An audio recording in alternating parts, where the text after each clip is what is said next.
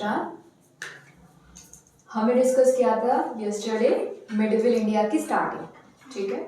तो वो स्टार्टिंग कहाँ से होती है? वो होती है हजरत मोहम्मद की, जब हजरत मोहम्मद का बर्थ होता है, ठीक है। उसके बाद फिर इन्वेडर्स आते हैं, ठीक है। अरेबियन इन्वेडर्स आते हैं, सेंट्रल एशियन इन्वेडर्स आते हैं भारत में। तो वहीं से स्टार्टिंग होती है हमारे मध्यकालीन भारत की, जिसको दो पार्ट में डिवाइडेड है। पहला है सल्तनत पीरियड, दूसरा है मुगल एम्पायर, ठीक है। तो एक मुगल एरा चलता है, उससे पहले चलता है सल्तनत पीरियड। तो अभी हम बात किसकी कर रहे थे? गजनवी एम्पायर की बात कर रहे थे। तो महमूद गजनवी ने भारत पर पहला आक्रमण कब किया था? या आप बताएं मुझे कि महमूद गजनवी ने भारत पर कितने बार आक्रमण किया है? 17 टाइम्स किया है, ठीक है। सोमनाथ मंदिर पर कब किया था? 1026 हाँ, 1026 AD में किया था, ठीक है।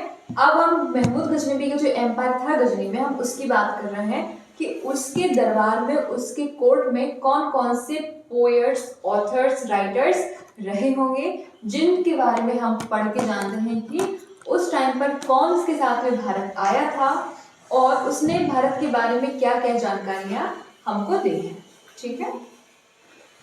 तो सबसे पहले क्या है कि महमूद गजनवी विद्वानों का सम्मान करता था और उसके कोर्ट में विद्वान कलाकार काफी थे, ठीक। कुछ फेमस हैं, जैसे कि विद्वान कलाकार का मतलब समझते हैं आप लोग? स्कॉलर्स और आर्टिस्ट।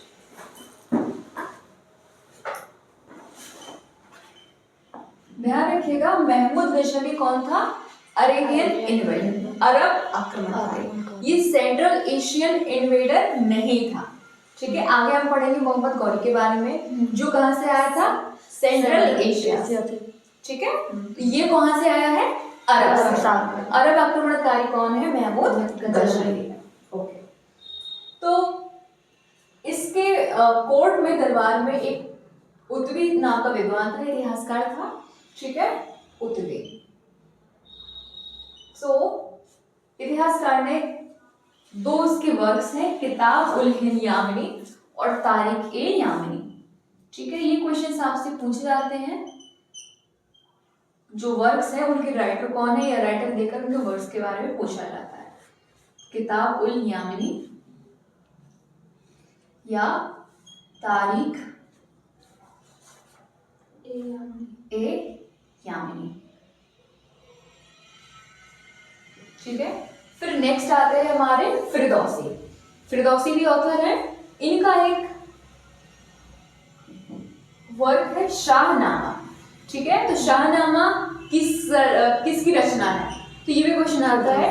अलबरूनी की है, उतबी की है, ठीक है, या खुसरो की है। तो हमेशा याद रखना है, शाहनामा किसने लिखा है? फिरदौसी ने लिखा है शाहनामा। किसके कोर्ट में पोएट थे ये? महमूद गजनवी के कोर्ट, ठीक है। तो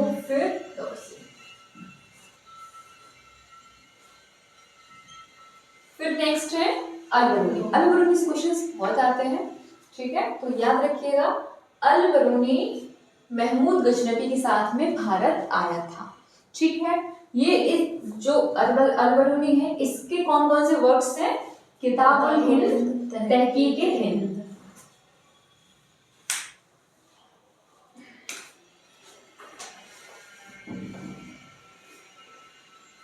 किताब उल हिंद, तहकीक ए हिंद, ठीक है। जब महमूद गजनवी के साथ में ये भारत आया था, तो उस टाइम पर भारत की संस्कृति, समाज के बारे में इसने इसको ऑब्जर्व किया और उनके बारे में अपने ग्रंथों में लिखा है, ठीक है। ये विद्वान था और प्राणों का पहला ऐसा मुसलमान है जिसने प्राणों का अध्ययन किया, ठीक है। और खगोल विज्ञान, भारत की संस्कृति, भूगोल, औषधि, गणित, धर्म, सबके बारे में इसने क्या किया? स्टडी किया, ठीक है। तो उस टाइम पर जो तत्कालीन भारत था हमारा, कंटेम्पररी इंडिया की सोसाइटी कैसी है, सोशल और कल्चरल कंडीशंस के बारे में हमें अलबरूनी के ग्रंथों से पता चलता है, ठीक है। सोशल और cultural conditions of India at that time. फिर सबसे पहले पुराणों का अध्ययन किसने किया? प्रथम मुसलमान था, first Muslim to study Puranas. ठीक है, और पुराण किसमें जनरली थे? संस्कृत। तो संस्कृत भाषा का भी अध्ययन किया। ठीक है, खगोल विज्ञान का मीन क्या है? एस्ट्रोनॉमी का भी भारत में आकर अध्ययन किया। Geography, medicine, maths, religion. ठीक है, तो इन सारे एस्पेक्ट्स का भारत में आकर अल-बरूनी ने अध्ययन किया और अपने ग्रंथों में उनके बारे में उसने लिखा है। इसलिए इसका फेमस ग्रंथ कौन सा है? किताब-उल-हिंद। और इसी का दूसरा नाम क्या है? तहरीक-ए-हिंद। ठीक है, तो हम नेक्स्ट फिर से पढ़ते हैं।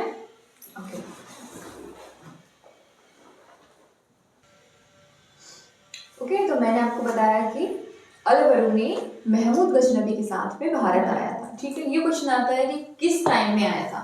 तो 11वीं सेंचुरी में आया था, 11वीं सदी में आया था। ठीक है,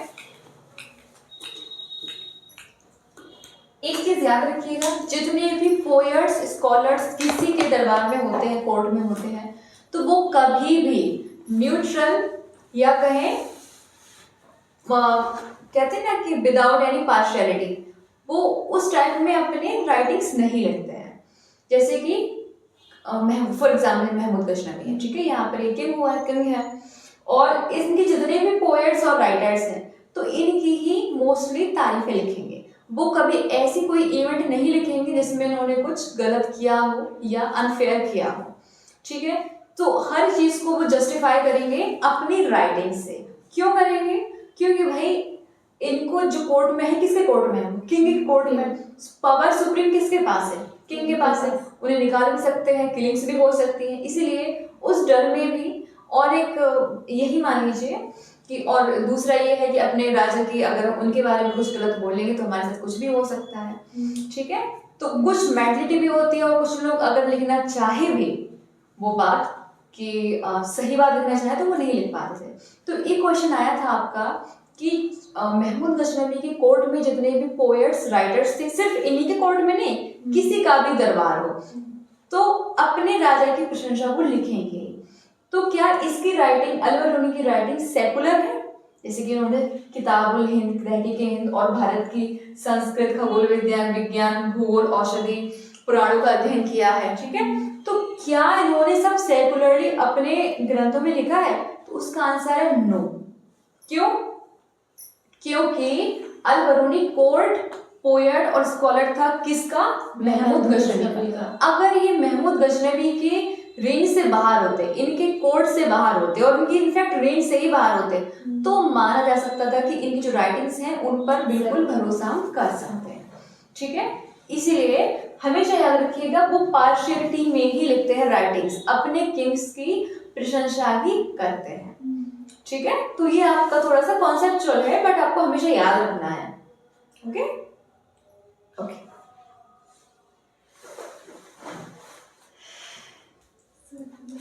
इनकी पुस्तकें सेकुलर नहीं है।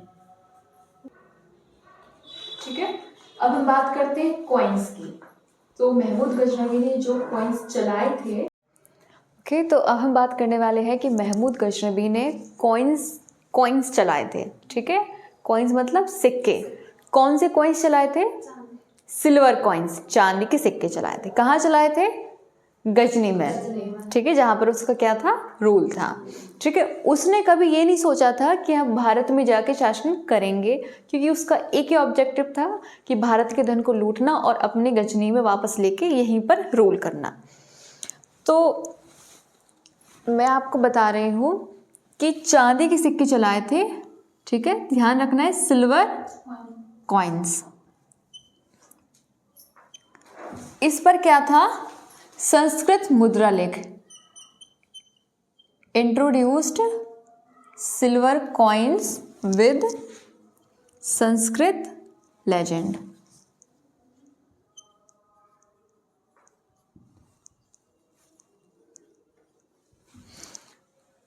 सिक्का है, ठीक है, एक साइड में अरब भाषा में है, दूसरे साइड में संस्कृत भाषा में है, सिर्फ इतनी सी बात है, ठीक है। तो अपर साइड पर जो इंस्क्रिप्शन था वो अरेबिक लैंग्वेज में था और अदर साइड पर किस में था, संस्कृत लैंग्वेज में था।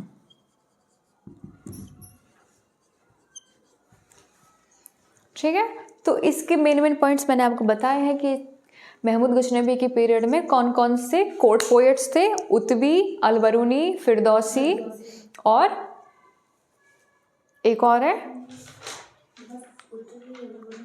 हाँ अच्छा, फिरदौसी का ग्रंथ कौन सा है, शाहनामा, ठीक है। उत्बी का कौन सा है, किताब उल यामिनी और तारीख है यामिनी, ठीक है। अलबरूनी का ग्रंथ का नाम क्या है, हाँ, किताब उल हिंद और तहकीक हिंद, ठीक है। वो अपने ग्रंथों से, वो पहले मुझे ये बताया कि अलबरूनी किसके साथ में आया था, महमूद गजनबी के साथ में आया था। कब आया था, 11th सेंचुरी में, ठीक है। और उसने यहाँ आकर क्या क्या स्टडी किया, हाँ, फर्स्ट मुस्लिम टू स्टडी प्राणास, ये भी पॉइंट है। दूसरा यहाँ के, हाँ, यहाँ की भाषा, रिलीजन, ज्योग्राफी, एस्ट्रोनॉमी, मेडिसिन, ठीक है, मैथ्स और भारत की उस टाइम पर तत्कालीन कंटेम्प्रेरी सोशल और कल्चरल कंडीशंस थी, उसके बारे में भी उसने डिस्क्राइब किया है। लेकिन क्या ये राइटिंग सेकुलर है, ठीक है, नहीं है, ठीक है। इतना आप, ये भी क्वेश्चंस आपके आते हैं तो ये आपको पता होना ही चाहिए, ओके। तो इन राइटिंग्स में भी आपको पार्शियलिटी देखने को मिलती है और वो जस्टिफाई किसको करते हैं, जिसके कोर्ट पोएट होते हैं उसी को वो जस्टिफाई करते हैं, ओके। Thank you.